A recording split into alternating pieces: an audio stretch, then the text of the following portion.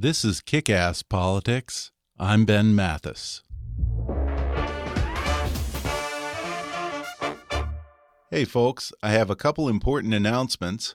Kick-Ass Politics is nominated for a 2016 Podcast Award for Best News and Politics Podcast.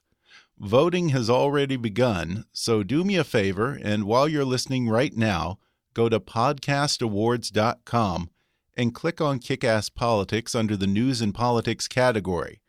Voting ends June 12th, and you can vote once every day. So if you really want to help us out, then take 30 seconds each day between now and June 12th to go to podcastawards.com and vote for Kick-Ass Politics for Best News and Politics Podcast. Also, we're doing a new crowdfunding campaign at patreon.com/kickasspolitics. That's Patreon spelled Patreon.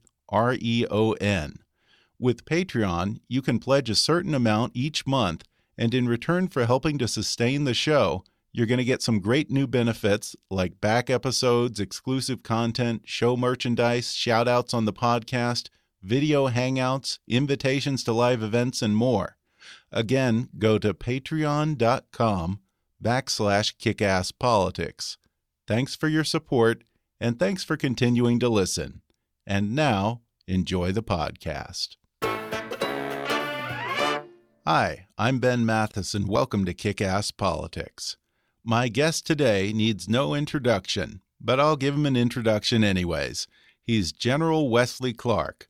General Clark graduated first in his class at West Point and graduated with degrees in philosophy, politics, and economics as a Rhodes Scholar at Oxford. While serving in Vietnam, he commanded an infantry company in combat. When only 1 month into his command, he was shot 4 times by a Viet Cong soldier with an AK-47. The wounded Clark continued to shout orders to his men, who counterattacked and defeated the Viet Cong force. Having received the Silver Star and the Combat Infantryman Badge for his actions during that encounter and fulfilled his 5-year commitment, he continued on in the military, commanding at the battalion, brigade, and division level, and served in a number of significant staff positions, including as Director of Strategic Plans and Policy during the war in Bosnia. General Clark's 38 years of military service culminated in his being appointed NATO Commander and Supreme Allied Commander in Europe, where he led NATO forces to victory in Operation Allied Force during the war in Kosovo, eventually saving 1.5 million ethnic Albanians from genocide. In 2004, General Clark ran for the Democratic nomination for president, and today he's a senior fellow at the Burkle Center for International Relations at UCLA. He's co-chairman of Growth Energy, an ethanol lobbying group, and chairman and CEO of Wesley K. Clark and Associates, an international consulting firm that specializes in business development, crisis support, and strategic communications. He's the author of 3 books: Waging Modern War, Bosnia, Kosovo, and the Future of Combat; Winning Modern War, Iraq Terrorism and the American Empire; and A Time to Lead, For Duty, Honor, Country.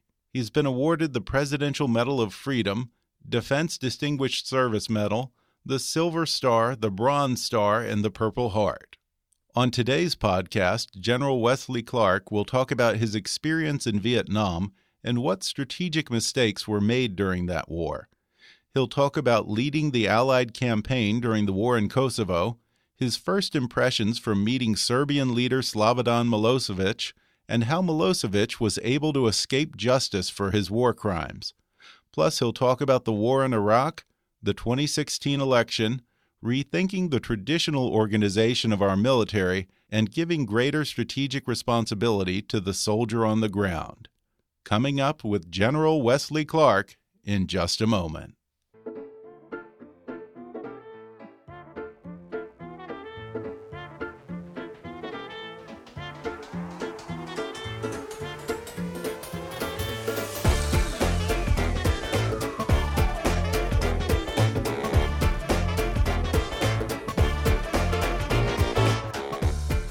Hollywood to Washington, it's time for Kick-Ass Politics. And now here's your host, Ben Mathis. I'm joined today by General Wesley Clark. General Clark, thanks for joining me on the show. Great to be with you, Ben. First, I'm curious, what made you want to get into the military, going all the way back when you joined West Point? What was it that appealed to you about that? The United States of America was under threat. It's what we knew, what we heard on the evening news, what we read in the newspapers. There was a threat from the Soviet Union. There was a threat from communism. It was a military threat. It was an ideological threat. It was a very personalized threat. Soviet Premier Nikita Khrushchev actually came to a farm in Iowa in 1959, and he said to the American people on worldwide media, he said, "We communists will bury you." Well, I grew up in a very patriotic part of America, and we took statements like that personally, and with the launch of Sputnik and the resurgence of American interest in science, and I felt really motivated to go to West Point. I thought it'd be a great education, too. Yeah, and you ended up serving in Vietnam. You were wounded. I think I read somewhere that you were shot in 4 different places. That's right. Yeah, I caught a burst. Yeah, that must have smarted, I imagine. Well, you know, it's a funny thing. It depends on where you're hit, and I was lucky. I was turning just as the man in the I guess he was in a bunker. He fired, and the bullets stitched up the right side of my body. But had I not turned, I probably wouldn't be here today. Yeah. Was that probably the scariest moment for you of your life? Hard to say. I never thought of it that way, actually. Or was it when you ran for president? Well, that was a challenge.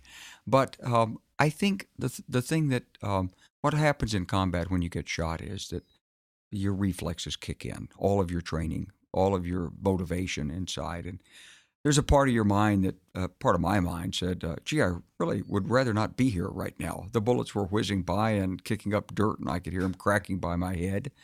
But they didn't hit me. And I thought about my 4-month-old son, who I'd never seen.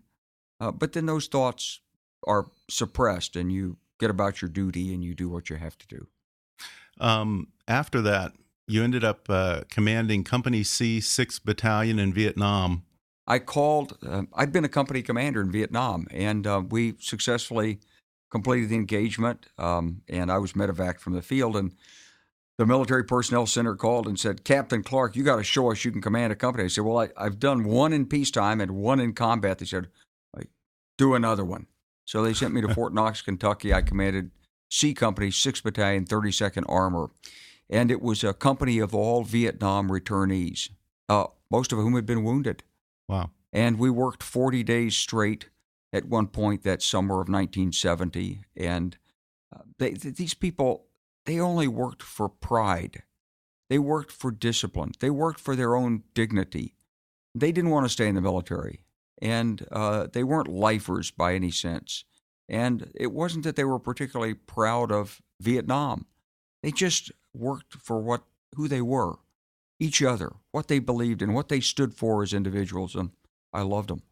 You said that's what made you want to stay in the military after your 5-year commitment, huh? That's right, because when you see people that way, ordinary people without high school educations in some cases, people who've been, my armor couldn't walk without a cane, and yet he was there 7 days a week, and my parts clerk in the motor pool, he was a draftee from New York City, Stromwasser, had an IQ of 160. He told everybody how to run the motor pool. He was only a specialist, but the sergeants listened to him because he was very smart. He wasn't going to stay in the Army, but these were great Americans, and they served their country well. I was proud to be with them. Yeah, pretty inspiring stuff. Sounds like a special group of guys. Well, after that, you went to Command and General Staff College, and you graduated with a thesis on American policies and gradualism in the Vietnam War. As someone who lived through it and later commanded a war, what were we getting wrong in Vietnam? Well, we didn't have a strategy for winning, and we couldn't see it as clearly from the perspective of 1974-75 when I wrote that thesis, but it's been 50 years practically since the Vietnam War. It's been 50 years since the American troops went in there. And it's clear in retrospect as people have written the journals and the presidential libraries have been opened up and so forth. President Lyndon Johnson never had a strategy to win in Vietnam. That's simply wrong. To ask men to go and fight and die without a winning strategy at the top. And if the generals can't produce it, you either fire the generals or you don't go in. And as commander-in-chief, you have to know enough to know what it is you should be doing. And I'm curious if you see applications for that in Iraq. Well, yes and no. I think the war in Iraq was it's probably the greatest strategic blunder America's ever made because we failed to know what would happen next. We failed to want to know what would happen next. Now, some people said it'll be just like the liberation of France. They'll be out there just like at the Arc de Triomphe. They'll be welcoming you and cheering. But there was no Charles de Gaulle to take over. There was no leadership, and we banished whatever leadership there might have been when we disbanded the army and eliminated Baathists from government, and we turned the society upside down. We turned it over to Iranian-backed elements that had been actually many of them in refuge in Iran during the war of 1988 between Iraq and Iran. And so these people had their own axes to grind, their own motivations, and they weren't about to create a Western-oriented democracy. They didn't understand it. It wasn't their culture. And we didn't have a plan for what to do next. And this society disintegrated into civil war, and it became a breeding ground for terrorism. And we're still living with the consequences today. So you have to know what you're going to do, what the political end state is, and how you will get there. You don't always have to go in with overwhelming force and a knockout blow. That won't work against ISIS because, again, with ISIS, you have to know what replaces ISIS in that region. What's the governance? And ISIS is a geostrategic artifact. It's there because Sunni powers, principally Turkey, but also Saudi Arabia and Qatar, they're not comfortable with Iran controlling Iraq and Syria and Lebanon. They don't want that. And ISIS is a manifestation of their concern. They've given it some assistance indirectly. There may be some liaison with it. And it's also served, frankly, the purposes of Bashar al-Assad, whose his strategy in the war against those who would replace him in Syria has been to eliminate all moderate opposition so that the world faces a clear choice, either heinous evil or him. Right, right. So these are complicated political undergirdings, which you have to understand the political dynamics of the system and the society that you're going into before you use military force, and you have to calibrate that force. So each war is like its own chess game. The pieces have certain moves, but the game is different, and you can't necessarily do the same opening, take the same enemy bishop in the same sequence in one game after another. And during the first Gulf War, you were training troops at Fort Irwin, and you trained quite a few National Guard brigades, and multiple generals credited you with successfully training a new generation of the military that have moved past Vietnam-era strategy. What was it that you were teaching that next generation? Well, I think a couple of things. Number one is we really taught a process of honesty and integrity in military operations so that you plan in detail an operation, you think it through, you rehearse it, crawl, walk, run, and then when it's over, you critique it. You do an after-action review, and you're your own harshest critic. We taught that kind of honesty, and that was a big step.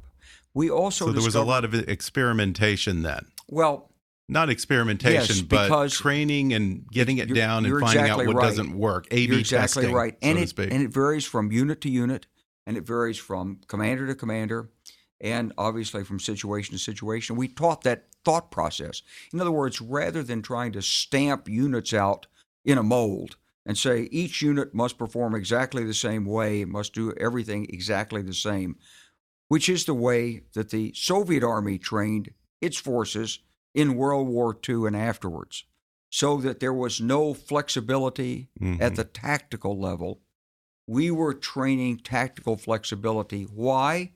Because in a democracy, when you're fighting, your most precious asset is the individual soldier. You can't waste men and women's lives on the battlefield following some drill.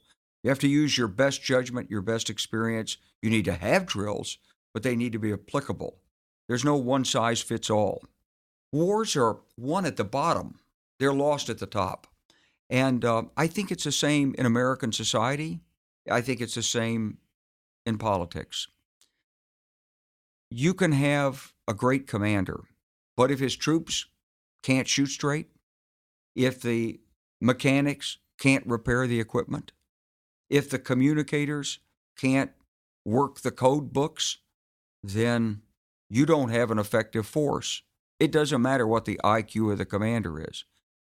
Over the course of this experimentation with the United States Army in the 1980s, we discovered that the real secret to winning was at the bottom, and that therefore you got much greater return on your investment by training at the bottom, by equipping the soldiers at the bottom. It's a hard thing to tell people. They want to buy more tanks. They don't want to buy more training.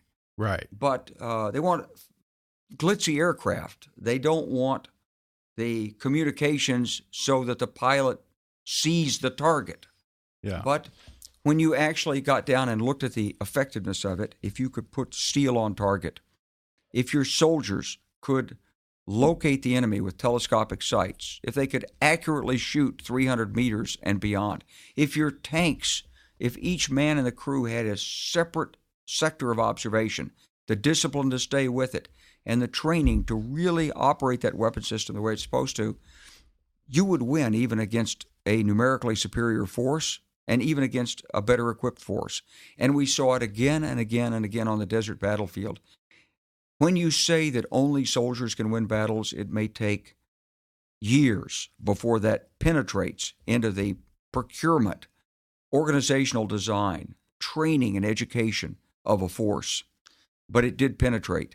And when you look at our forces today in Iraq or Afghanistan, you look at the way they line up, you look at the incredible admiration we have for our special operations forces, the Navy SEALs and Army's Delta. That's all about winning from the bottom up. Yeah, and that's funny because you really were kind of ahead of your time with that, because now, particularly if you look at the surge and the war in Afghanistan, it's all centralized in smaller teams and giving more decision-making responsibilities at the bottom. That's right. And it's not only the decision-making, it's the skill. We had done a reasonable job of basic training, taught people how to shoot a rifle, how to march, how to put on a gas mask, throw a grenade, run an obstacle course, load a pack, march. But it wasn't enough. You had to do team training. So you had to put 4 or 5 people together and they had to work as a team.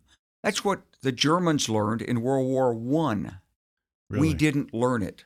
Yeah. We didn't learn it in Normandy. After the Normandy invasion, when our troops tried to fight through the hedgerows of Europe, they had a terrible time against these very skillful, disciplined, effective German infantry squads. Each man in the squad knew what he was going to do. If they saw you, one guy looked left, one guy looked right, one guy threw the grenade, one guy called the mortar in. I mean, everybody had his duties as part of a team. And what we've emphasized now is team training at this low level. So you have to have the individual skills. You have to put it together in a team.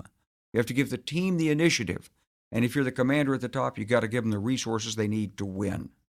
Well, I'll tell you, if anyone talked to you for 5 minutes, they could tell you're a West Pointer.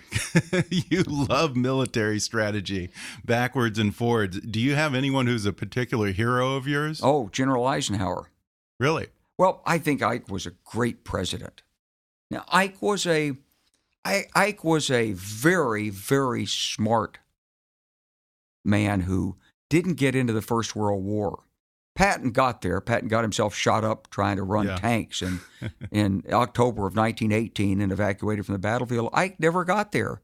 And so maybe Ike felt he'd been handicapped all of his military career, but he was a very smart, very patient, very personable champion bridge player and poker player. At one point, they told him, Ike, you can't play any more poker with people. You're taking money from everybody on this camp. Stop playing poker.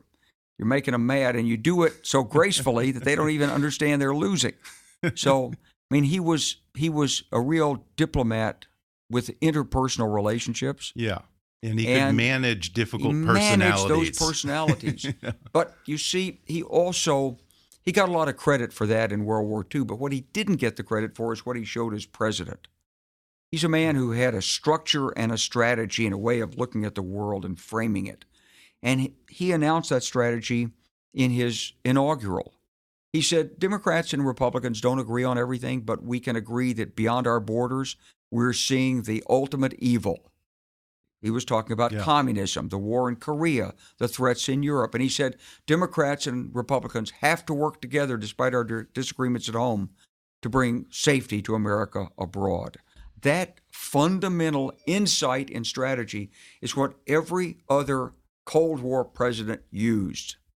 It was the idea of politics stopped at the water's edge. Yeah. And do you think we're losing that now? Well, I think when we defeated the Soviet Union in the Cold War, we lost our adversary. And when you lost your adversary, you lost your strategy. Yeah. So we went through the 1990s. We wrote a national security strategy. We called it a strategy of engagement and enlargement. And some people thought it sounded like an advertisement for a men's pharmaceutical product. Yeah, it does. But it was the best we could come to deal with the challenges of the post-Cold War world. And it was a good strategy for us, but it didn't convey to the American people. So after 9/11, everybody got on the bandwagon of, hey, let's go after Saddam Hussein. 80% of the American public wanted an invasion of Iraq. The newspapers wanted it, the press, the journalists. And unlike the Gulf War, this time the armed forces were a lot more media savvy, so they embedded journalists and took them along so they would be friends. And it only carries you so far, because if you don't have the right strategy, if you haven't thought through the problem, you won't ultimately be successful. Yeah. Well, you were in charge of the first hot war after the Cold War, the war in Kosovo, when you were Supreme Allied Commander of NATO there. We've all heard of the atrocities that were committed by the Serbs against the Albanians under Slobodan Milosevic. What kinds of things did you see on the ground there? Well, it was difficult to see things on the ground because we weren't on the ground. Right. That's true. Yeah, that's true. So we saw it up front. You know, I was actually in what you might call 6 years of continuous political military combat. Started when I got to the Pentagon in 1994 as the Director of Strategic Plans and Policy, and I was tasked as part of my duties to write the strategy paper for what we were going to do in Bosnia-Herzegovina. It turned out nobody had been there. And how can you write a strategy paper about stuff you've never seen? So one of my fellow staff officers said, Wes, he said, I advise you to stay away from Bosnia because everybody who's ever gotten entangled there has lost his career. But I marched to the sound of the guns. So I went to see the leaders. I met General Milosevic. I met President Izetbegovic. I met Prime Minister Seladic. And I walked the trench lines in the Muslim trenches above Sarajevo. I saw how poorly they were constructed, how poorly equipped and trained the Muslim soldiers were. I met with Milosevic in his headquarters in Banja Luka. We talked about peace. He told me about his mentality. I took copious notes, by the way, because it was outrageous, the things he said. And I wanted to be sure I recognized him. And I used that information to formulate America's strategy going forward. And I came back to Washington. Of course, I'd met with the enemy. Somebody wrote letter to the president said, "You should fire that man. Fire him. He's been over there talking to the enemy." Yeah, absolutely. Because well, how do you defeat that's the enemy the if you only don't know the way enemy? to learn. Yeah. So that was 94, and I participated with Richard Holbrooke in his delegation. I actually, with some help from some of my team in the Pentagon, we wrote the military annex, and we wrote the police annex that provided the security foundation for the Dayton peace talks. And we negotiated it, and we ended up negotiating the fine details on the map as well. And then I went back as NATO commander a year and a half later, and I had to actually implement the agreement that I had negotiated. And it ended up in a fight. So I had many, many meetings with Slobodan Milosevic, and I got to know Europe very well. I got to know him very well, and ultimately we defeated him in the 78-day air campaign. It's the only political military operation other than Desert Storm since the end of World War II that you can say worked out the way it was planned to be. Operation Just Cause in Grenada was good, and in Panama was good. We did well on both those operations, and we won. And this one was one that we won. But Iraq hasn't worked out that way because we didn't think through the problem. What was your impression of Slobodan Milosevic in those meetings when you talked to him and got a sense of the man? Well, Milosevic was a lawyer. He was well educated. He wasn't an athlete. He'd been trained and gone through the staff college as a reserve officer, so he knew something about weapon systems. He knew a lot about how to bully people, but he ultimately knew he held a weak hand. And when you look in somebody's eyes and you read them, you know you can beat them. Well, we're going to take a quick break, and then I'll be back to talk more with General Wesley Clark. Back in just a moment.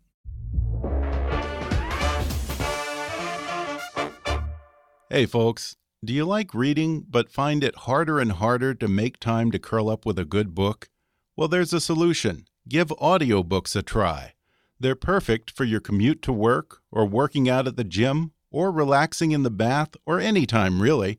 And right now, you can take an audiobook for a spin with a special promotion just for our listeners from Audible.com. Just go to audibletrial.com/kickasspolitics to get a free 30-day trial and download any of Audible's 180,000 titles for free.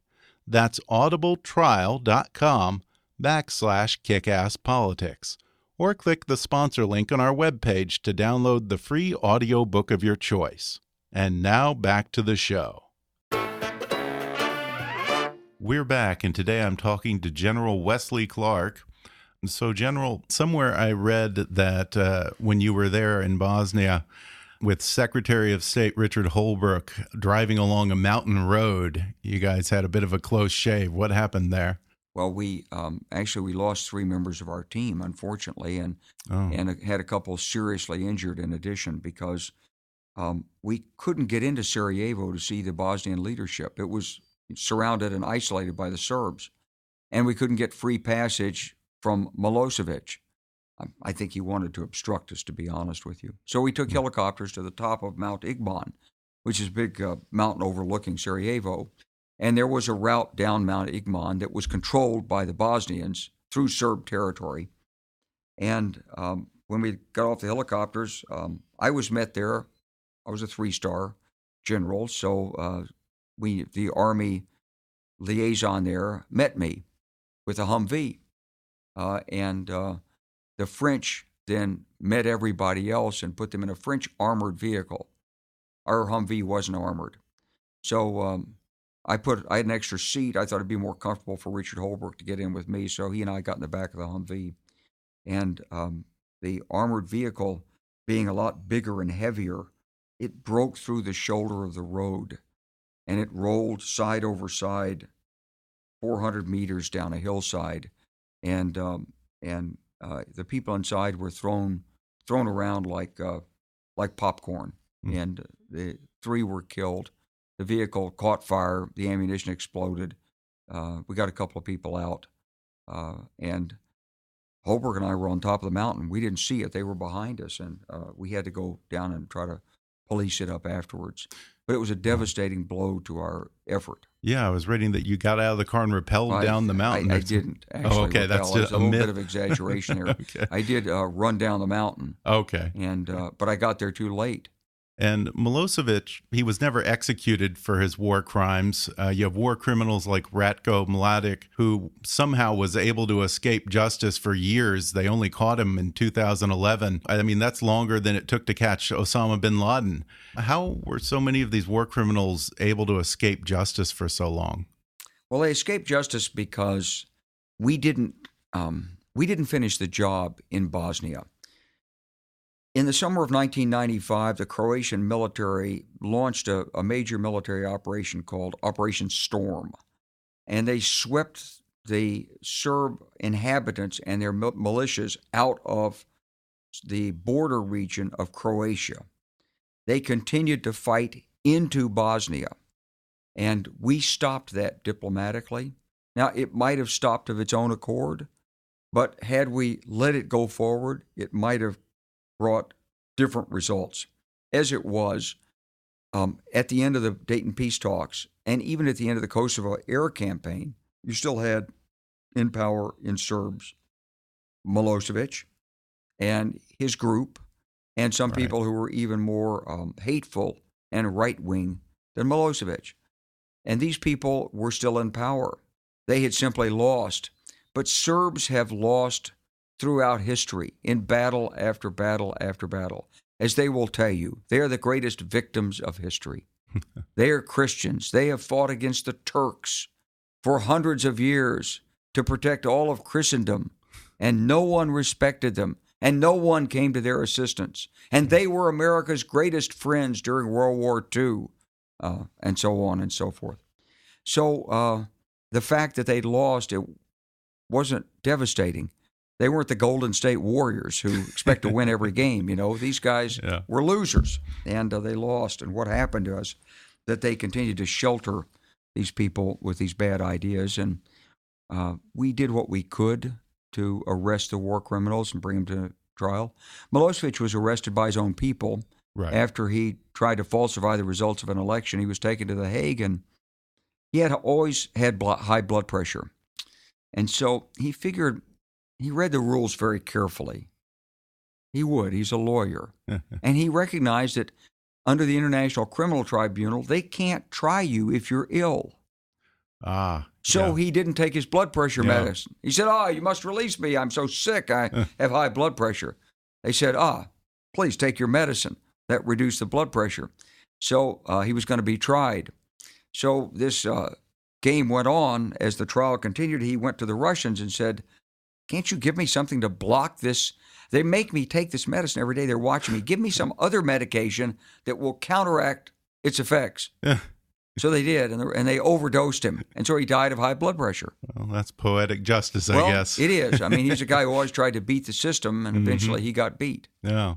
Well, after you retired, you said that you set 3 goals for yourself in civilian life: to earn $40 million in the business world and practice philanthropy, to become an adjunct professor, and to become a professional golfer.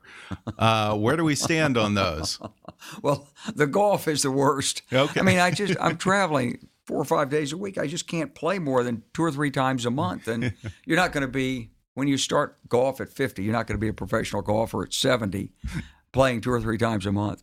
But it's been a great quest anyway. Well, I ran into Jordan Spieth the other day, and he said he's worried about you. He sees you coming up on his heels. I'll bet. And then we, the teaching, I've done some teaching at UCLA with the Burkle Center, and that's good. And I've learned the business community. I just threw the number out there as a joke. More or less. Yeah. Just to sort of say, here's something I'm trying to do as a joke. I mean, it's not a serious thing, but I would like to earn enough money that I could be a serious philanthropist, because I see people who've done that and they make a difference in other people's lives. But, you know, you make a difference in people's lives if you can bring projects in that create jobs. And so I'm an investment banker. I've got my own investment bank. I've been on 18 publicly traded companies' boards. of directors. Wow. I've been associated with maybe 90 companies in the 16 years I've been out of the military. I've seen good companies and bad companies. I look at it, it's my reputation and my skills, and I put them to work, and it's like having a venture fund. Some people you can help, some people you can't. A VC doesn't make a profit on every investment, and some don't make it. They try to do the best judgment they can, but they can't do it. When you're on the board of directors, you're even further removed. So you try to help these companies. Some you can help, some you can't. But it's been a great learning experience, and I have my investment bank, and we're raising money to do real projects, a gas-to-liquids plant, a harbor, a port, a hotel, construction projects that will actually move the earth and create jobs and bring wealth to the country. And that's what we want to do. Yeah, and another thing that didn't make your list of those 3 goals was you actually ended up running for president in 2004. Was that experience what you thought it would be? It was one of the best things I've ever done in my life, and I'm so grateful that I was given that opportunity. It's a gift. Because every time a military commander runs for public office, it always seems like it wasn't quite what they thought it would be. Well, because it's such a different experience. Look, politics is like any other endeavor in life. You're not going to be a great artist if you've never painted before. Yeah, and you're not going to be a great conductor the first time on stage. Yeah, and you're not going to be a great businessman if you've never done business, unless somebody gives it to you. Mm-hmm. So, unless somebody had given me the presidency, it was going to be a long shot. But there was a lot to be learned in the field of politics. And I had a wonderful opportunity, and I'm so glad I was given that opportunity. I'm so grateful to the people who supported me because I got to learn so much about America. And it's helped me in the 10 years or 11 years since that campaign was over to be able to give more back. Mm-hmm. I know 30 states. I went to 30 states in 90 days. I met people, ordinary working people. I met people at the top, senators and governors and congressmen, and saw their perspectives in a way I never could have as a retired military officer. And then to go out on the hustings and go door to door and have people tell you their life stories, which they do when you're running for president. And you realize what America's really all about. It was an eye-opening experience, and I was incredibly fortunate to have had that experience. Do you think you'll run for office again down the future? Well, I never ruled it out, but I mean the opportunity wasn't there in 2007. Right. But Senate or governor? I was asked to run for governor a couple of times, but I wanted to try my hand in the private sector because I wanted to be able to be more creative. Yeah. And so, I started in the business community when I first got out of the military. I did the detour to run for the presidency. I thought, just go back, get to work, take care of your family's finances for your future, and do something that's creative in business so you understand what America's really about. America's really not about the politics, it's about the business. There were a number of generals who said that they were very concerned about Trump because, some things that he said would probably amount to war crimes. And a number of generals signed a letter saying that an officer would probably have to stand down if Trump gave him those kind of orders. Would you agree? Donald Trump says a lot of things for exaggeration. Yeah. If he were to be elected, I think the military would, we've all taken an oath in uniform to uphold the Constitution of the United States and obey the orders of the officers appointed over us. And that means we're loyal to the commander-in-chief. Yeah. And to the Constitution. So going to take the orders that are lawful orders. Right, but some of the things that he's talking about, if those were handed down to you as a general, would you consider those unlawful orders? Well, they'd have to be lawful orders to be obeyed. Yeah, and if they didn't pass that, then they wouldn't be obeyed. But when he gets in office, he's going to have a very hard time giving unlawful orders because he's going to be surrounded by a bunch of lawyers who are going to say, "Mr. President, you can't do that." Yeah. And if he tries to fire him, he'll just be enmeshed in a series of legal, proceedings for the entire term of his presidency. I think he's smarter than that. Yeah. So I'm not supporting him. I've known Hillary for a long time. Right. But I do think this about Donald Trump. I think he's exploited the poverty of ideas and inspiration that have plagued the Republican Party. Yeah. Republican Party's been fighting a rearguard action against demography for 30 years. And they went to value voters. So it was about guns, God, gays, women saying, "Oh, I want to say Merry Christmas." Okay, great. But no one's stopping her from saying Merry Christmas. The point is that these people were middle class, lower middle class, a lot of white Americans, men, women, who voted for these values at the expense of their economic interests. During this period of time, wages didn't go up as much as CEO salaries and dividends, and unions were progressively weakened. And the kind of protections that could have been given to workers were watered down, like in the 2005 Bankruptcy Act. But they still supported this party, the Republican Party, a lot of people did, because of its professed values. I think this is the end of that. Yeah. If you're looking at Ted Cruz as he's struggling here, he can no longer credibly, cite Jesus and gays and the perils of gay marriage and values as the justification for a campaign. He has to come to terms with the economic realities. Mm-hmm. And I think that's what Trump is going to bring to the fore for the Republican Party. So I think in terms of democratic processes, it's a good thing. Well, I know you have to go. Best piece of advice anyone ever gave you? Don't take it personal. That's good stuff. Words to live by. Well, General Wesley Clark, thanks so much for joining me. Thank you, Ben. Pleasure to be with you. Thanks again to General Wesley Clark for coming on the show. You can learn more about his consulting firm at wesleykclark.com. And you can follow General Clark on Twitter at General Clark. Again, don't forget to vote for Kick-Ass Politics for Best News and Politics podcast at podcastawards.com. You can vote again every day between now and June 12th. So again, go to podcastawards.com and vote for Kick-Ass Politics in the category of Best News and Politics podcast. Please subscribe to Kick-Ass Politics on iTunes and leave us a review while you're there. And you can also help us reach our fundraising goal for the year and get rewarded by donating to our Patreon campaign at patreon.com/kickAssPolitics. Follow us on Twitter at KAPolitics or visit Kick-Ass Politics on Facebook.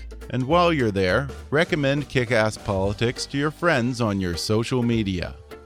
And as always, I welcome your comments, questions, and suggestions at comments@kickasspolitics.com.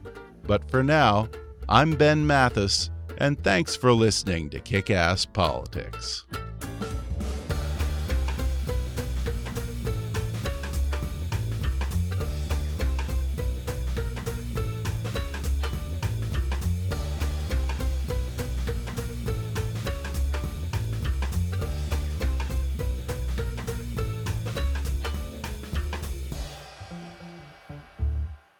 Kick-Ass Politics is a trademark of Mathis Entertainment, Inc.